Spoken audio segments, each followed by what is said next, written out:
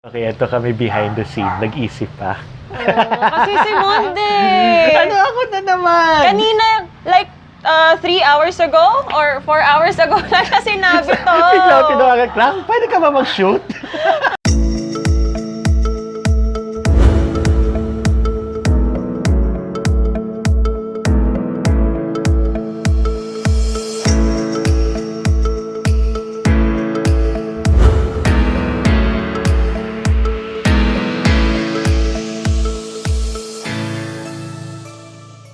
Okay, welcome to this edition of Crew Talk, and today we're gonna talk about working for an international airline.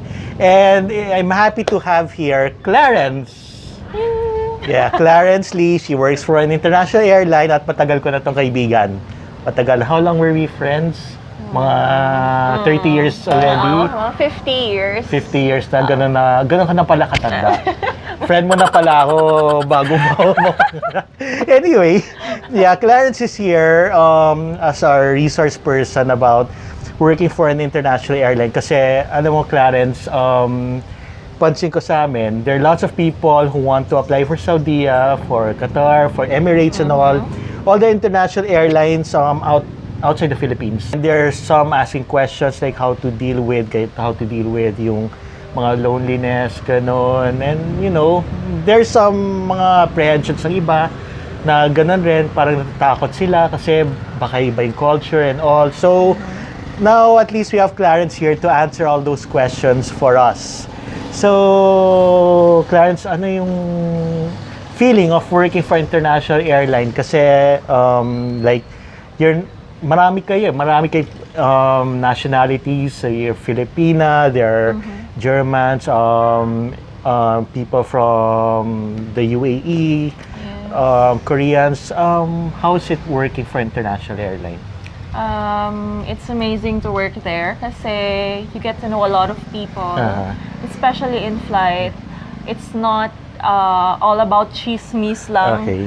You know, if wala na kayong ginagawa, parang you get to know each other, like you're from Europe and then she's from Asia. And then, yeah, nagkakatanungan kayo about the cultures of each other, and then, yeah, malaman nyo kung saan sila nagmula. Do you also have close friends na from other nationalities? Yeah, I have a lot of friends. Actually, kasi we have different flatmates from different countries kasi we're not allowed to have with the same nationality. So my flatmate is Thai. So yeah, she's my best friend there in She's your best friend? Yeah, in Doha. Ilan ba kayo per flat? We are 2 in the flat. In the flat. So I Yeah. guess she knows how to cook adobo already. Of course. And also daing. She knows, Yeah. she eats daing Yeah, also. she eats What's her daing name? Maybe na you can say bangus. to hi. Hi, Say- Belle! Hi, Belle! Hello, I miss you. hi. I'll be back tomorrow. Yeah, you'll see her again tomorrow. But I'll borrow her first, okay? Hope you don't mind. Yes.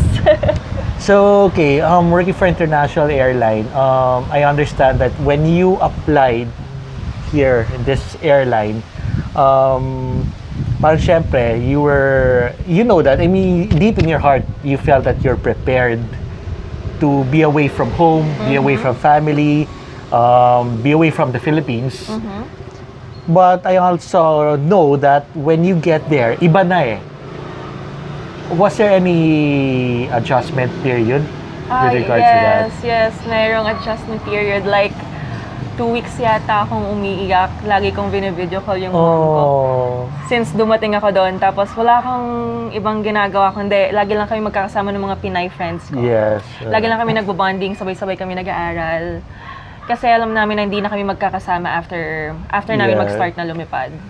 So, yun yung mahirap na stage kasi hindi talaga ako sanay ng malayo sa family eh. Yes. Yung before lang na try ko, na-base lang ako sa Cebu, pero Cebu lang yun. That's Yeah. like 1 hour far from here in Manila. Yes, Ngayon, yes. I'm in Qatar. It's 9 hours. 9 hours far. 9 hours far. Parang Christmas rush ng Manila to from Las Piñas to Cubao. Ay, 9 ganon? hours. Ganon Hindi, na hindi pala. naman ganon. Hindi naman ganon. Siguro 5 hours. Parang nag-Singapore na. Parang, oo nga, pwede na mag-Japan na.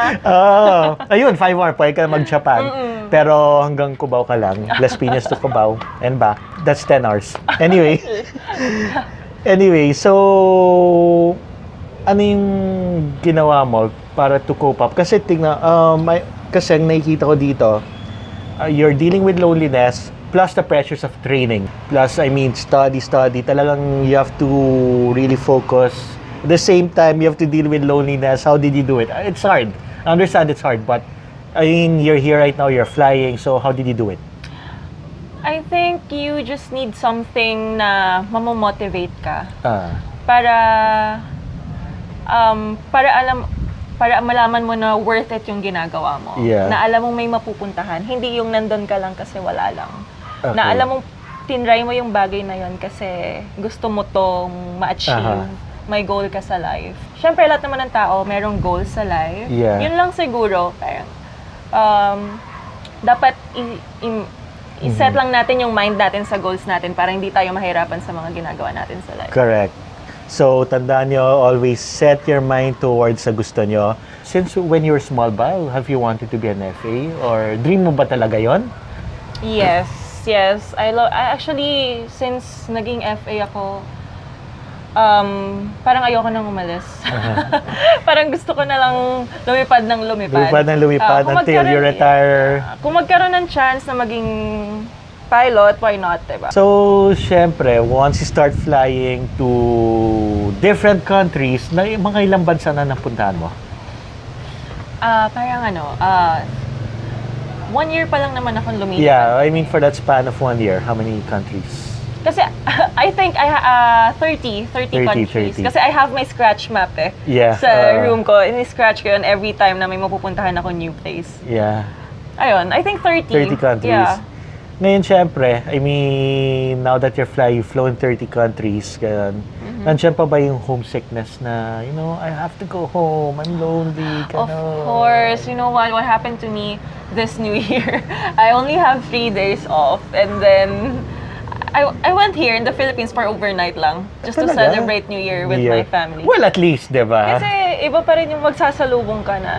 Tsaka I'm very thankful kasi ngayon lang ako nagkaroon ng roster na wala akong lipad ng New Year's Eve. So, talagang pinush ko talagang umuwi na Pilipinas. Tsaka, ayun, kahit naman lumilipad din ako ng holidays, okay lang din. At least nakita ko yung mga passengers ko na masaya sila, families na magkakasama, nagta-travel. Sobrang iba sa pakiramdam kasi talaga. At saka, I mean, the fulfillment of, you're sacrificing your own time with family just to unite others during the holidays. To bring you guys home safely to your destination. Always remember that your cabin crew is there for your safety primarily. Alright? For your safety. Okay. Well, it's a fact. Because people think that, quite a number still thinks that, the primary duty of the cabin crew is for comfort, then to give whatever you want, but no. It's always about safety. Safety is paramount, right? Yes, that's true. Yeah, see what I get to learn from you guys from the training. We should educate every one of them na kung ano talaga yung work na ginagawa namin. Well, that's about to happen because thankfully, local airline has granted us permission, has granted us the yes to finally document training, to interview managers, to basically go behind the scene of how to be a cabin crew. So, all those will be answered soon. Wow. Alright? So that will be a different excited. section here at Fly High Manila TV. But anyway, going back, ano yung advice mo sa mga aspiring crew natin who want to work for an international airline? Kasi, I mean, many of them to be their first time to work for international airline. So ano yung payo mo, especially with coping with loneliness, being away from home, and the pressures of training. The same time you're fighting parang sepangs or separation anxiety. Ano yung payo mo? Just be emotionally and physically prepared kasi ang hirap nung malayo talaga sa loved ones mo. Tapos yung magkakasakit ka ng walang mag-aalaga sa'yo, kundi sarili mo lang. So kailangan mo talagang maging prepared, kailangan mo alagaan yung sarili mo. And just be positive in everything that you do. Be optimistic. And just be happy with Just your be life. happy, yes, correct. Yun lang naman talaga yung number one eh. Just be happy. Kahit anong mangyari. And, And always remember anong pinaghirapan nyo. What you worked hard for, di ba? I mean, yeah, mahirap yung recruitment. Yes, it's hard to get through the screening process. Then, now that you're there, di ba? Tuloy-tuloy nyo na. I mean, go lang you're ng there. go. Go lang ng go, di ba? Always give your 100%, not 99. Kung pwede lang 1,000%. Diba? Kumusta pala training sa international airline niya? I mean, how is it compared sa training dito? Actually, it's just the same. Ang difference lang kasi is you have a lot of aircrafts to study. Yun lang naman. Pero when it comes to safety, same. Pero yung service, dun din nagkakaiba. Gano'ng kakapal yung SEACOM nyo? Oh, we have three SEACOM. Actually, they changed it na to smaller ones kasi we're having a hard time to bring the big ones. Diba? Dito sa Philippines, they have, do they still have the big ones? I think, yeah. Because the last time I saw SEACOM was parang a folder around that thick. Around that thick. I'd say around 500 or more pages. Pero I think ang haba, I think I saw parang 3 SEACOMs. Yeah, 3. Pero it's small na lang ngayon. Oh my gosh. So, I'm very proud of every one of you na kayang i-memorize yung SEACOM na yun back to back. Correct. Back to back pero ganun kaliit lang. Ganun kaliit lang. Ganun kaliit lang. 1/4 ng notebook, back to back. Font 5.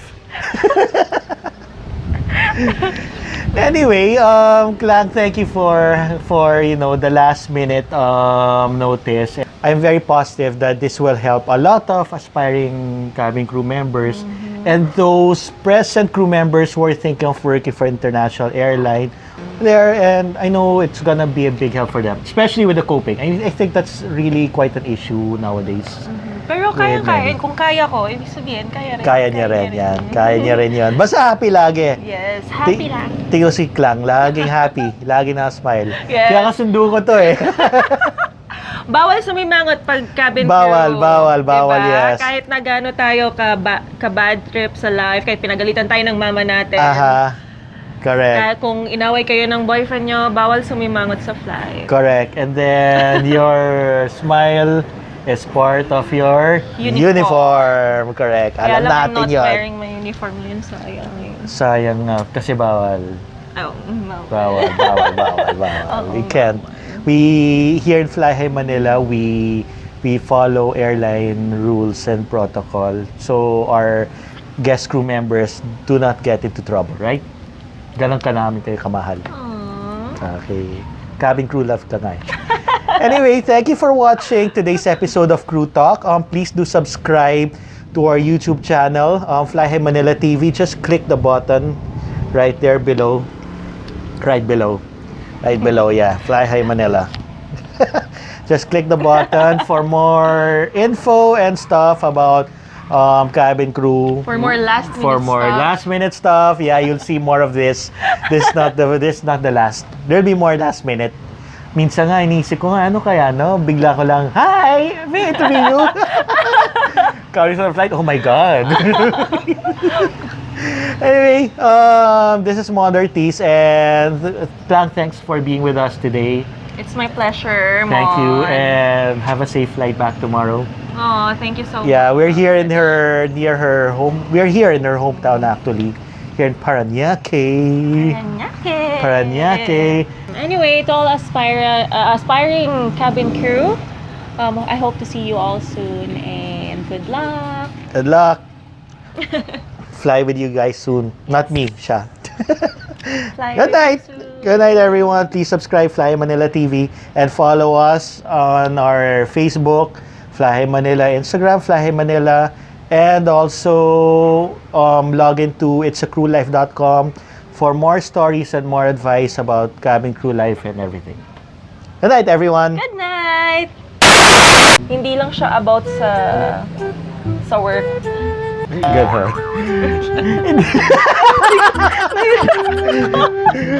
Pause. Pause mo yun. Wait lang. Behind the scenes to, behind the scenes of the shoot. Okay. Alam mo, ito yung nakuha nyo pag... ilang hours before the shoot? 5 hours ba? 5 hours plus the traffic pa sa Lopez and also, bahala na si Batman. Wala bang kain to? Ganun talaga yung crew, laging handa. And... Be, Just be happy with just your be happy, life. yes, correct.